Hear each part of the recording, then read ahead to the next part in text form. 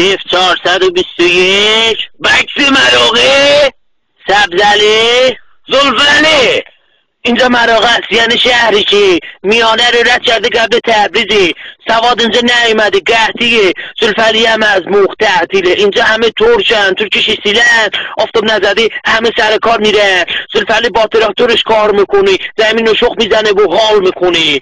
زلفلی یه اولاغ باری داره، اولاغ هم همیشه خسته است بیچاره. خدا پاشو، من زلی باید حرف دارم. خدا پاشو تو نشو ناراحت از کارم. کجاشو دیدی تازه اول کارم. خدا پاشو، من یه ترکم باید حرف دارم. تا حالا شده سوار تراکتور بشی؟ بذار بهت بگم تا حاله بشی. با خودت میگی یه آخری سواریه، اما این که ماشین نیست، یه کاریه.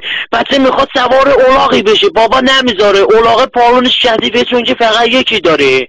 باید تو خوب باشی، نبینی زلفلی رو هر جا. خب خرج خونه نداره، هی میزنه درجا. خدا پاشو، من یه ترکم باید کار دارم. نکنه تو هم به فکر اینی که بگی خدا کار داره.